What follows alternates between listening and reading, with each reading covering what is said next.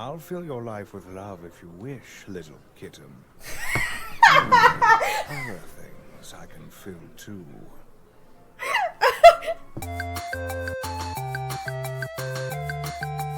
internet, it's Jessica and welcome back to Chess of Blades. So we're gonna continue where we left off, and someone is knocking on Rivian's door. I hope it's not an assassin. Ugh. What is this infernal noise? Sir? Oh, it's Silas. Sir, are you awake? I bolt right up, rubbing my eyes hastily. That's right. I'm trapped in this castle of death for the so-called celebration. But more importantly, is that whose voice I think it is? I grab a pillow from the bed and hold it in front of my legs for modesty's sake, then storm over to the door to unlock and fling it open. Sir, I apologize for... I feel bad for Silas. Damn sorry excuse for a butler or manservant or whatever the hell you are. You shoved that little girl onto me last night and then she ran out before I could do anything. But I doubt your evil heart gives a damn if she gets 30 lashes for going to places she's not supposed to. Accusations make Silas blink, his expression more curious than the sheepish one I was expecting. But sir, the girl was safe and sound back in the kitchens by the time her mother returned. Perhaps she merely wanted a brief glimpse of the splendor, and then went back? It's too weird though, Silas. Like, I don't want to accuse this guy, but it's just the whole thing seems so suspicious to me. Is that really where she went? Well, it's not like it's my business. Still, any first-time nanny would feel bad about losing track of their charge. Damn it, I'm a man of noble blood, not a nanny. Well, that's fine then, I suppose. Sorry for yelling at you. Silas offers me a sly smile, shaking his head with a gentle wave of his hand. There is no need to apologize, sir. I stopped by just to inform you that the festival has started. Oh shit. The first day is often the best, they say, and I would not wish for you to miss out. I mean, thanks, but considering what Franz said last night, I'm like suspicious of everybody. So, I think that's really interesting. However, I humbly recommend that you attend the event in more than a pillow. The lady should surely appreciate it, but it would be most cold. Thanks. I don't need you to tell me that, you know. Go on, go attend your butler duties. I shoo him off with my non-pillow holding hand, my face burning a little as I slam the door and retreat back into my room. Damn right the ladies would appreciate it. Probably that creepy fella from last night too. Tossing the pillow aside, I set about dressing myself, muttering out all the while. Well, even if there is some kind of foreign death warrant on my head, I'm fairly sure that I'll be quite safe. I'll be quite safe in broad daylight.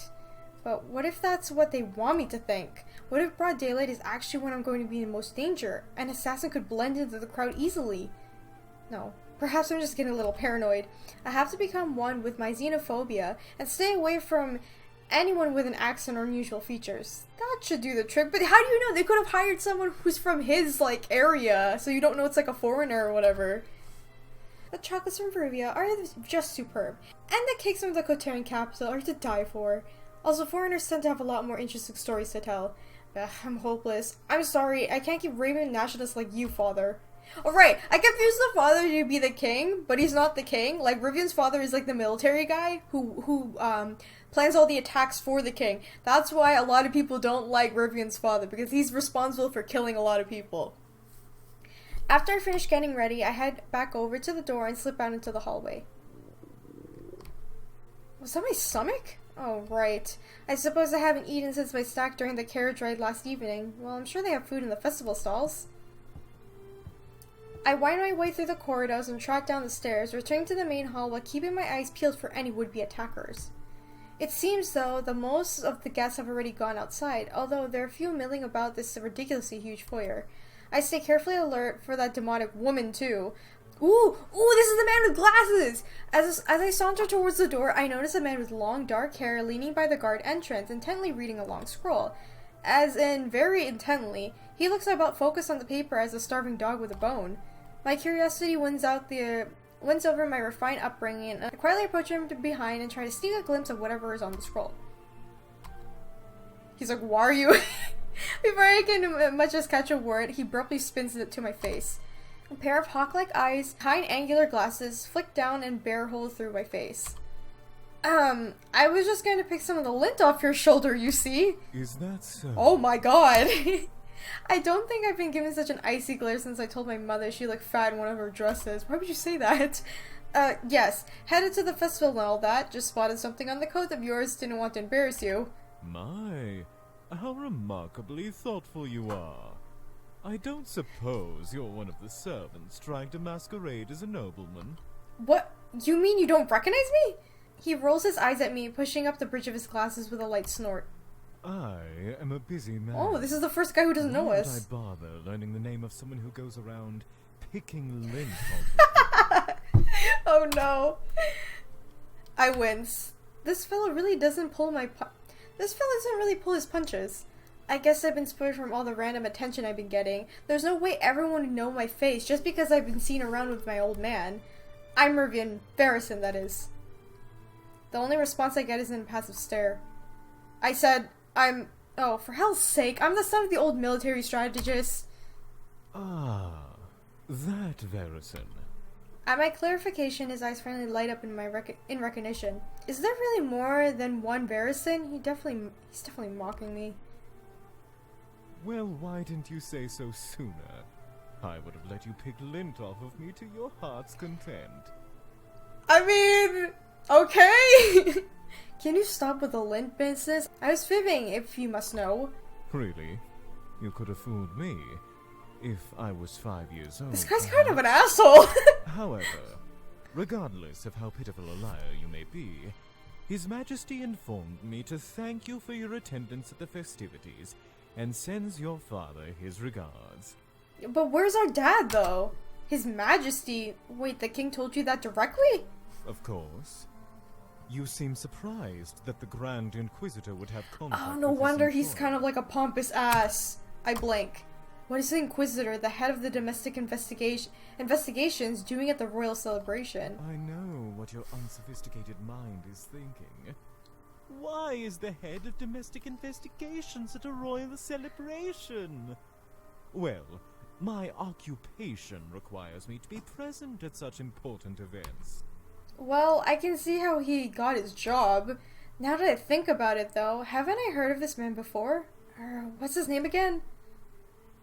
Isn't it like Linnaeus or something like that? I remember. The Grand Inquisitor. Linnaeus, was it? That's correct.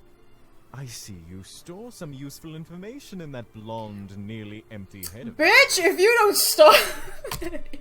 Gods, talk about unpleasant. Did snooping over his shoulder really warrant this kind of treatment? Clearly the king tolerates him for qualities other than his horrible personality. Just out of curiosity, did his Majesty tell you to thank every guest like that, or just me? His nose wrinkles despairingly at my question, upper lip curling, no doubt in preparation to offer some kind of caustic response. Many guests are given honorific greetings, but for some unfathomable reason, he asked me specifically to address you. That's weird once again. You know what would be really fucked up? If the actual assassin was sent by the king. That'd be messed up, dude. He sounds slightly confused, which is admirably understandable. I see. For some reason, a strange sense of apprehension flints over me. The king singled out the Grand Inquisitor, one of his highest ranking men, to talk to me? Beyond that, his investigative domestic affairs. That means if something fishy is going on related to the king or his court, this ponytailed hellbeast is on the hunt. I hope he's not been assigned to keep an eye on me or something. This is one man who I would rather not get in a bad side of.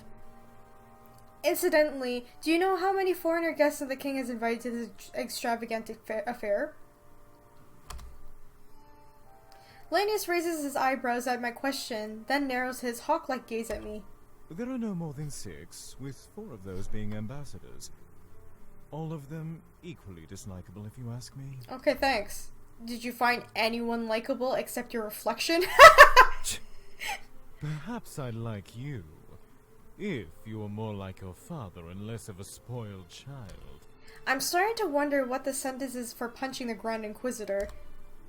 Ah, your primitive mind is contemplating violence. How is does it he know not? all of this? Is it just because of the expression we're I advise you making? not to raise a hand against me. Not even the Varrison name will save you from the consequences.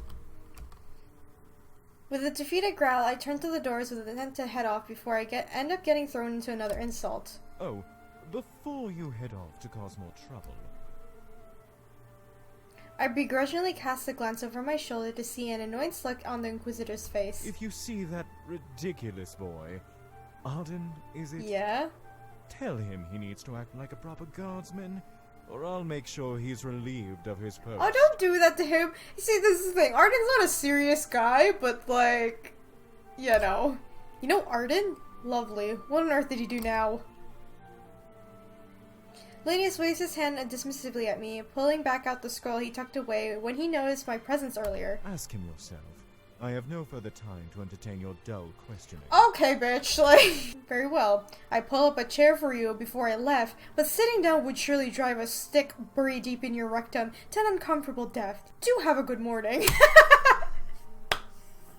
I can feel the murderous glare trained on my back as I hastily make my way out of the castle doors, not wanting to suffer an inevitable realization that occurred if I stuck around. But as the cool breeze hits my face and I enter the lavish grounds outside, I breathe a sigh of relief. With luck, I'll never have to run into another unpleasant man again.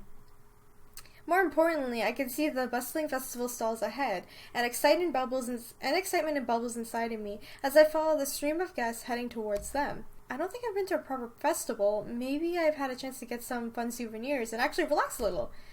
Perhaps the celebration won't be so bad after all. But there's still assassins out for you. Okay, anyway. What a sight indeed. For a market set up just for this occasion, I found myself awed by the beauty and size of it. Rows upon rows of vendors, probably common folk dressed in fancier clothes by His Majesty's order, sing and cajole to sell their wares. The air is rich with scents of spice, sweets, and perfume, all of them for competing with dominance. I hope I don't get into a sneezing fit. Raising a hand above my eyes to shield them from the sun, I scan the crowds for Arden as I walk. I can't seem to spot an over-eager self anywhere, though. Maybe he's just further along? Let's see. 2 of those, 1 of those, maybe 3 of those. Stopping an exotic cart to sell food, at a place that I can't pronounce, I pick up an array of things to serve as my breakfast. I stuff my arms with a variety of treats and a munch thoughtful while meandering along with the crowd. The finest silks from ports all over the world. Come, drape yourself in the shawl of a queen. As Cantian Oh my herbs God. and medicines to make the sickly into the strong. Or perhaps the opposite to your foes. Buy the best vintage of our Royal Highness's favourite wine. Pressed from the kingdom's best grape. Basically, like everything. Domestic product among these imported ones. Who really cares if it's the king's favorite wine, though? Wine's only good for getting drunk. It could taste it like boiled boots as long as it gets the job done. Oh my god. As I head through the streets, someone suddenly bumps against my side. Oh. Oh, excuse me. Oh, it's a lady. A delicate female voice comes beside me, and I quickly turn to see a pretty girl curtsying apologetically. I beg your pardon, sir. It's very hard walking in these shoes all day, and I'm starting to get a bit wobbly. Are you sure you're not like an assassin? I glanced down at her shoes. Ouch, those heels are razor thin and obscenely tall. Poor woman.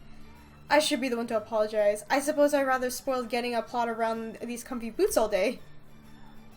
A happy grin spreads on the lady's lips at my remark. I can tell from her fine clothes and the mannerism that she's one of the king's guests, not someone here to sell wares. I'll keep about an eye on where I'm going next time. Oh, by the way, I'm looking for someone. I wonder if you might have seen him. What a twist of fate. I'm looking for someone too. What's yours like? Let's see, he's an older gentleman with a red coat and a rather round nose and a bit on the larger side. I pause thoughtfully, racking my mind for a similar image of what she's describing. Come up with a blank, however, and regretfully shake my head. I'm afraid not. I'll tell him you were looking for him if I see someone with such a physique, though. Would you? I'd be most grateful. Please tell him Celeste wants to speak with him. Oh, that's her name. Celeste, is it? If you see an ungrateful oaf with... Oh, speak of the devil. Before I can finish my flattering description of Arden, I spot him eagerly pushing through the crowds towards me, waving a hand over his head. Of course he is. Oh, is he your friend? He's quite handsome. Oh my god. She giggles coyly, giving Arden quite an intense once-over as he approaches us, out of breath. Rivian! Oh my god. I knew you'd come out of hiding sooner or later. He doesn't even notice Celeste at first, but when I pointedly nudge my chin slightly in her direction, Arden glances down towards the girl. Well, please excuse me. I need to go find Papa before he gets swallowed by too many merchants. So she's looking for her dad. Tonight, Rivian. Despite addressing her words to me, she's clearly eyeing Arden as she drops another cute curtsy, gracefully slipping back into the crowd. Papa, huh? I wonder if she means her real father, or a thirsty widower she ensnared between her thighs. Okay, well... Cute girl. You two friends? He's like, hey, flirting with her? What about me? We literally just met about 2 minutes ago, Arden. I was actually looking for you, though. I trail off, figuring it probably not the best idea to add as a meat shield against any assassins. Unsurprisingly, Arden's eyes light up. If I didn't bear the grudge against him, I find it rather cute. Look, we're blocking traffic, come on.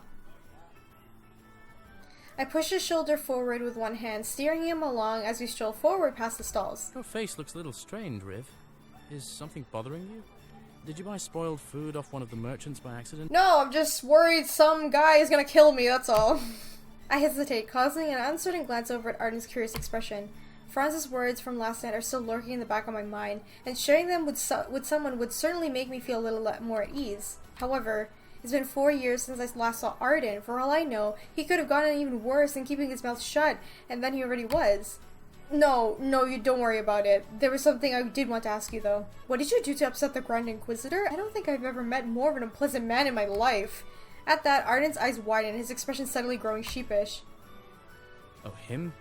He's even worse than you are, Riv. Oh, thanks. I thought he was going to chop my head off just for leaving my room at night. What? You mean guests aren't allowed to leave their rooms? No, they are. It's just... Well, I was just nosying around places I wasn't supposed to, probably. What does that mean? Well, if that's not an Arden-esque thing to do, I don't know what is. He looks a little uncomfortable, though. I wonder what kind of place Linnea's found him in. You don't act like anything a royal guard ought to, you know? Just because you're off duty for a week doesn't mean you can stir up mischief as you please. I know that. I'm older than you, Riv. You can't scold me like a kid. But the thing is, like, Arden acts like a kid. It's funny because even Rivian acts like a kid, too. Oh, how wrong you are. The bright morning turns into a warm afternoon as we explore the markets, purchasing no small amount of food and curious trinkets. Before I know it, I'm carrying around a bag made full of exotic leather, with an assortment of colognes, books, and fine souvenirs tucked inside. Of course, I wind up convincing Arden to carry the bag. He needs to put in the muscle he built all from that training to good use, after all. He seemed exhilarated that we're spending time together like we used to, but the only reason I'm enduring his company is so that I don't have to make myself an easy target.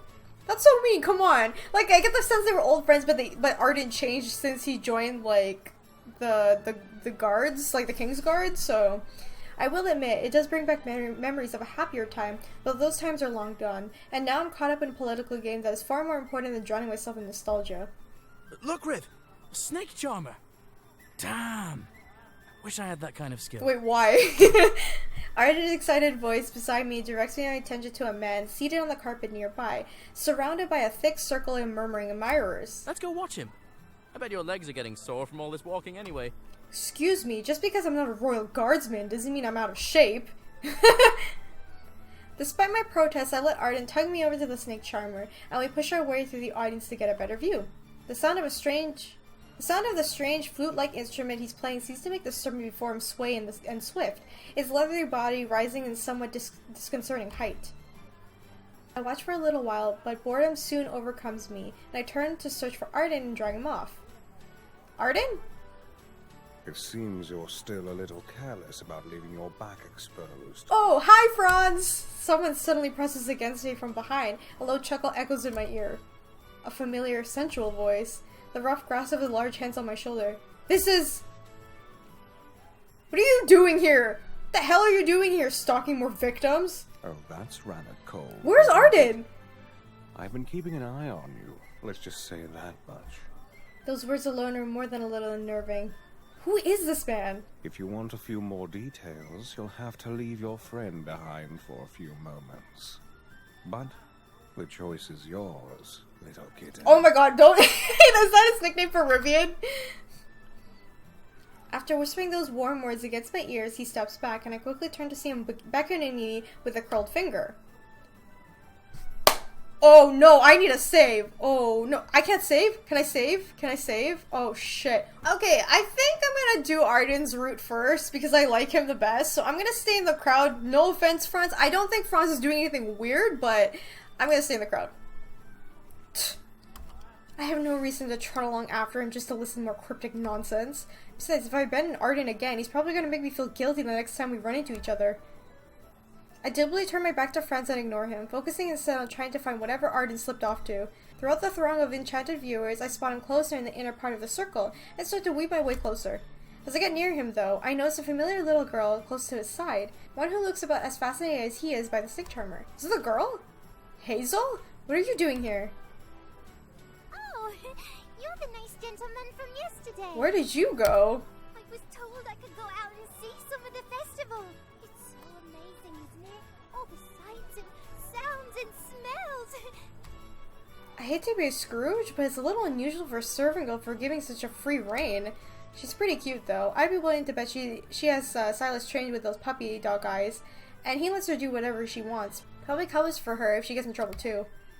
Well, make sure you don't eat too much candy or you'll get a stomach ache. I should know. That happens to me all the time when I was your age. Arden turns when he hears me talking, his surprised gaze flickering from me to Hazel. Oh, hello there, little miss. I've seen you around before, haven't I? Maybe. Mummy and I live in the servants' quarters back in the capital's castle, but I run around the main halls all the time. And get into lots of mischief, hmm? Look, you already found something in common. I can tell you'll be great friends. Hazel laughs, beaming brightly up at me. That reminds me, where did you sneak off to yesterday? You shouldn't do things like that, you know? Her expression falls slightly at my words, her eyes flicking down at the ground a little guiltily. A moment later, though, she quickly brightens up again, giving me a mischievous grin. What does that mean? Like, what? It's a secret. I'm really sorry, though. I got too excited. You forgive me? Honey, I don't think you got too excited. I think, like, someone is, like, messing about with this. No. Can't help but raise an eyebrow dubiously at her reply, but it doesn't seem like anything worth being bothered by. Besides, if anyone's to blame, it's Silas for pawning her off onto me in the first place. Oh, this is the little girl you were looking for last night?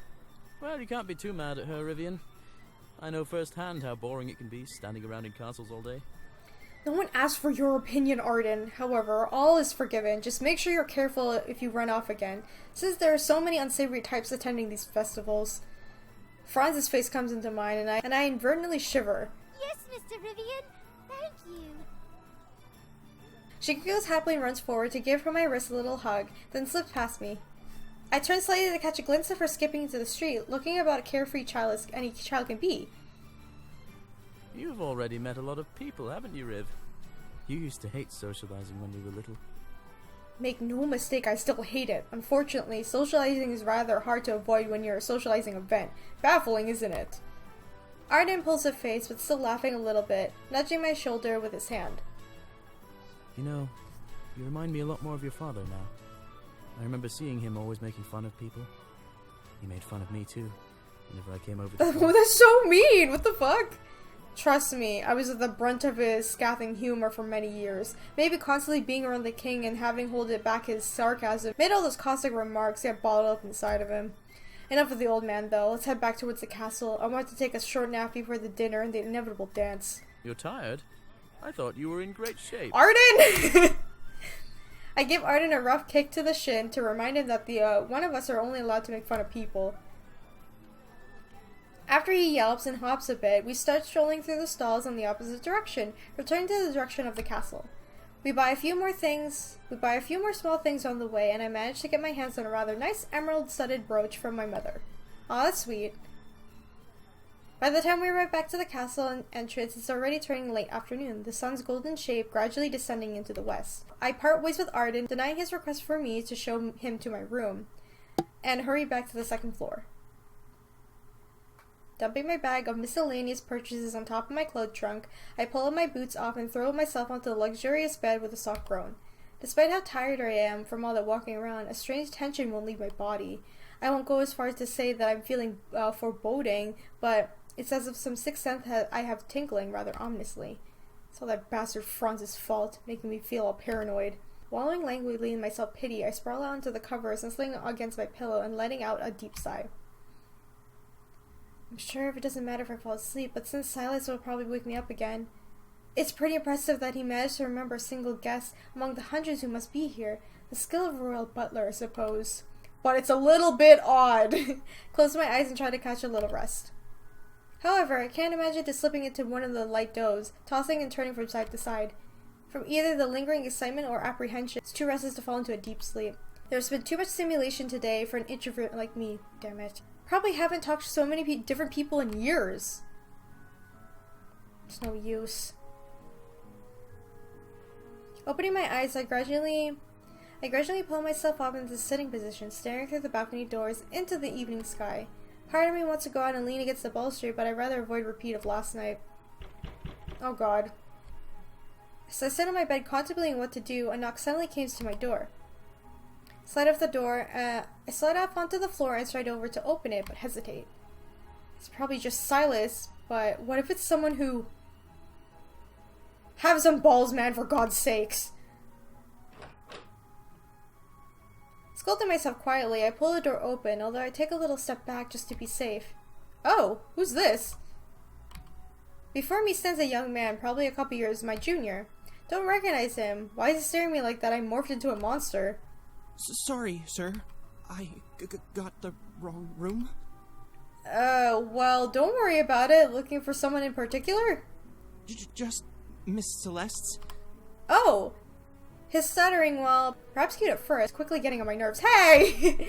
Celeste, you say? I think I met her earlier. I don't know if she's in the same hall as me. I thought she was. But maybe not. I'll go find her. Sorry again. It's okay. Right. I watch as he scampers down the corridor, hastily examining the room numbers. What an odd boy. He's either very shy or completely out of the source for some reason. Wonder how he knows Celeste. I'll have to ask her the next time I run into her. Well, seeing as there's not much else to do, might as well take a little stroll around the castle before I head downstairs. I stuff my hands in my pockets and mousey around the hallway corner, making sure that there's not an Arden lurking in my wait.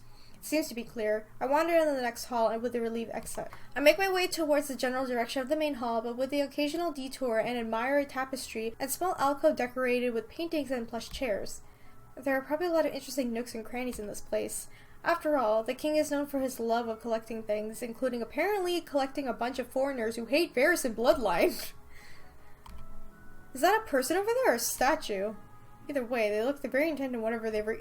Is it Linnaeus? Oh no, no, no, no, no, no. As quietly as possible, I start to back away, praying not to be noticed. Shit! Damn these squeaky floorboards! I freeze in place as the tall figure turns towards me, glasses flashing in the light. Is that the little lint picker looking to creep up on me again? Talk about holding our grudge. Deciding it's probably best to be polite rather than doing much to get on his bad side, I clear my throat. Inquisitor, I was just heading down the main hall. Linnaeus' eyes glint behind his glasses as he closes a book in hand and saunters towards me. Why is he just reading the hallway? I could have sworn there's a much simpler way to get to the main hall than through this back passage. Well, I was exploring a little, you know. It's a shame to have all these fine art and no one to view it. Huh. After a scornful laugh, he taps his finger on the unmarked cover of his book, watching me suspiciously. Brace myself for whatever undoubtedly accusation, tensing slightly. I brace myself for what's undoubtedly an accusation, tensing slightly. I suppose I owe you an apology. Oh my god, he's being nice. What? I tap the side of my head, wondering if my hearing's gone bad. Linnaeus let out a in response, his eyes narrowing. I was, perhaps, excessively rude earlier. There was an unexpected occurrence this morning that had put me in something of a foul mood. Okay. It seemed bizarre for him to actually be remorseful. Is he trying to make fun of me? I narrow my eyes at him slightly, trying to judge his intentions. I mean... It's cool? Honestly, it's fine. Like, whatever. It's over. Don't believe that he's actually sorry at all. This is also, I'm trying to do Arden's route. More than likely, he's just trying to set me up for another insult. Well, I'm not falling for that. I see. Well, what's done is done. We all have our sour moods every now and then, some more than others. Offering a concise reply, I brusquely changed the subject, not giving him the time to come up with a further sour remarks. Are you heading down as well? Are Grand Inquisitors free to mingle and dance with the common folk? While my presence here is as a guest of His Majesty, I do not consider myself to ever be off-duty. Okay, this guy has no chill. After all, it is not as if treasonous men stop being treasonous during pleasant gatherings. If anything, the risk is higher. Despite his haughty tone, it's not to deny that he really does take his job seriously. I suppose it's one of those positions that doesn't allow much time for rest. Linnaeus turns and motions me to follow him down the corridor, setting off a brisk pace in the direction of the main hall. I catch up to his side and glance at his severe-looking profile, his eyes constantly scrutinizing the world around him from behind those glasses. If you follow in your father's footsteps and wind up in His Highness's ring of advisors, it is best we learn to tolerate each other. But how do you know that Rivian is going to be the military strategist? He might be something else. You don't know. He pauses for a moment, then his voice suddenly grows a little more hesitant. There are many in his circle who I find to be of questionable nature. But nonetheless, it is not my duty to speak against his decisions. I hope you didn't consider father to be of questionable nature. His eyes flicker down towards me sharply. I meet his gaze best I can, even though the hawkish stare is quite difficult to be a subject of. He is a man possessed of exceptional perceptiveness. Enough so to rival my own. That is all I shall say. Okay. I'll make sure to tell him. I'm sure he'd appreciate a compliment from a man like you. Do I sense sarcasm in your voice? Need I remind you of our truce? No, Linnaeus, I was just... okay. I purse my lips doubtfully. Truce or not, I doubt he'll incline to hold back from insulting me if I slip up somewhere. This man is vicious. We emerge at the balcony of the main hall, where it seems guests are starting to gather in their formal attire. I noticed a girl from earlier, Celeste, was it? Standing next to an older, slightly round man, chatting happily. Her father, I wonder? The doors of the dining hall are soon opened by well-dressed attendants, and I walk in with Linnaeus into the rather magnificent room. Oh, is that the Grand Inquisitor? Oh, shit. Who's that he's with? Are they brothers? I want to marry a man like that, Regal. Wait, nobody knows Rivian right now? Sounds like the Inquisitor's rather popular. I guess it makes sense. He's quite young, but he already holds one of the most important positions in court. After destroying potential rivals' will to live and crushing the opposition, no doubt. The superficiality of court never fails to disgust me.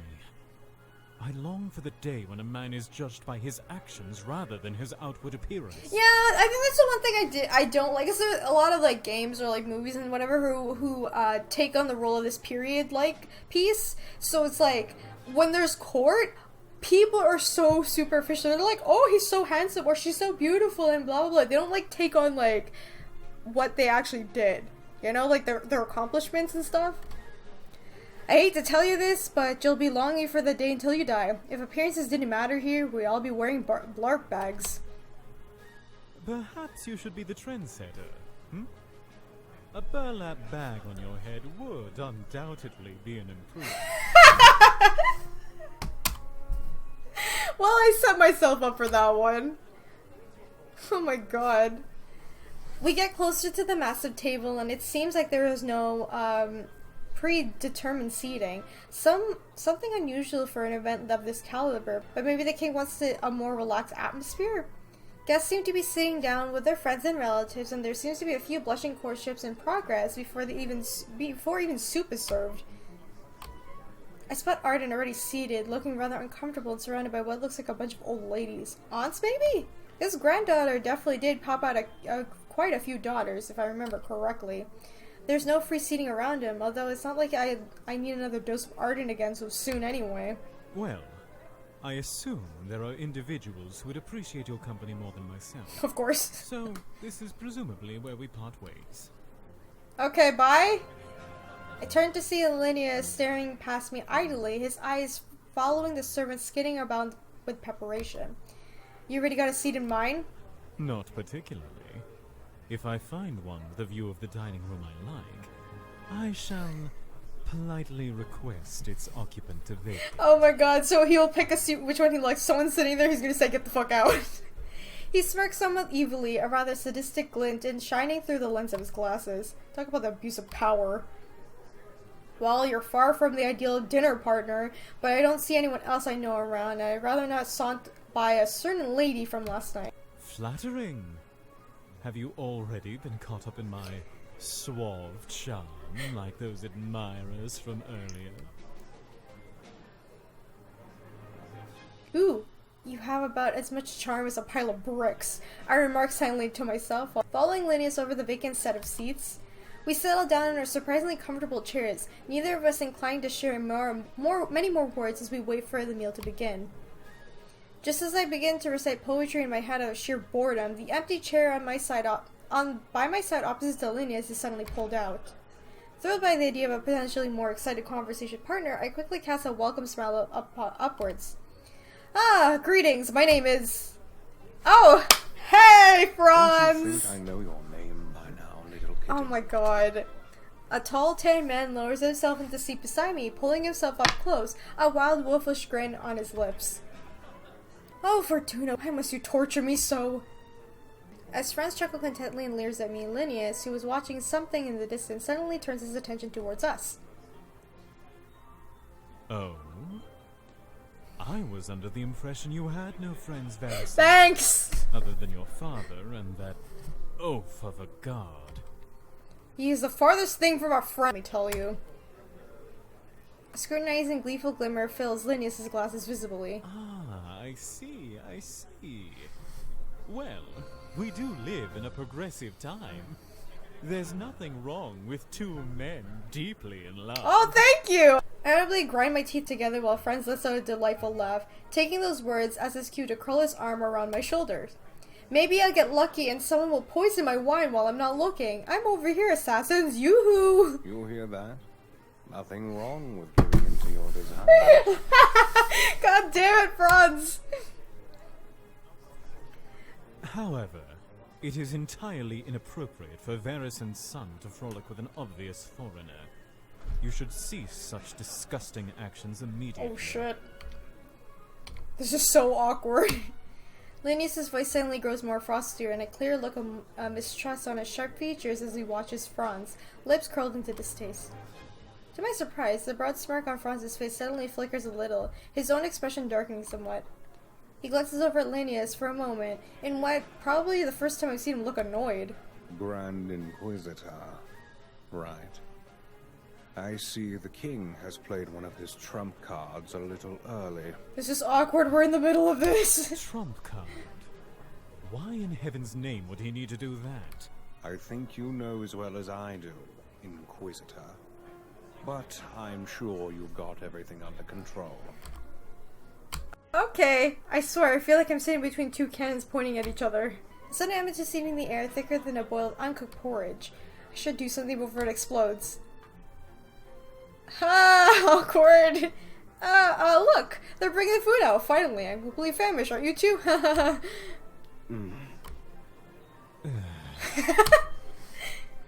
They continue to glower at each other, even as the servants place a tray of tantalizing platters in front of us, filled with dishes of both vegetables and meat.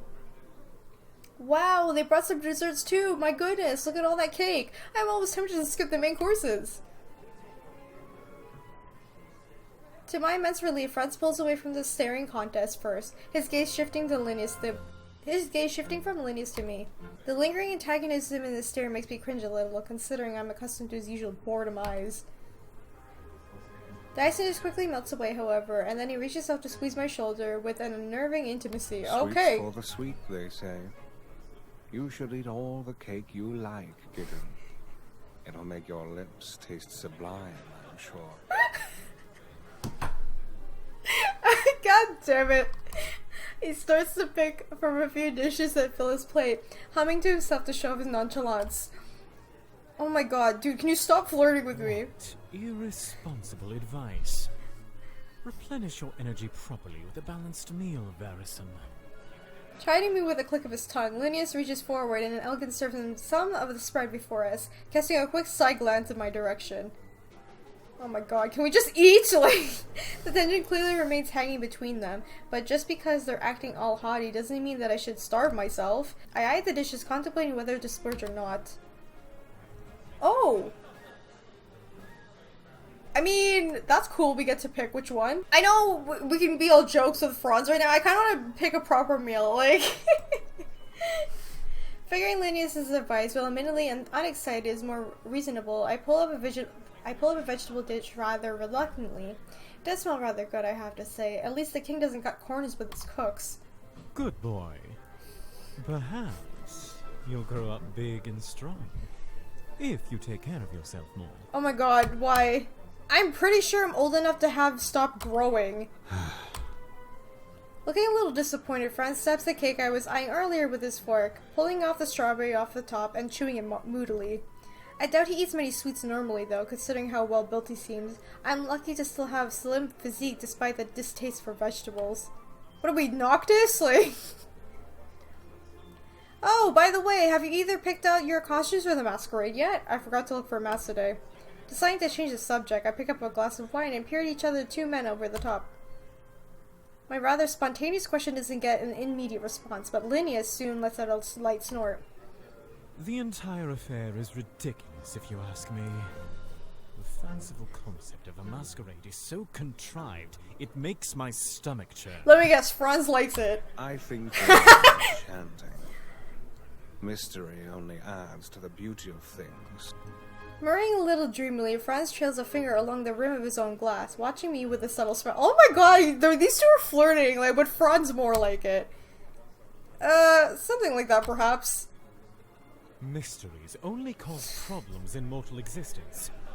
It's like they're fighting for Rivian's attention. Not questions. That's the attitude of a man with no romance in his life.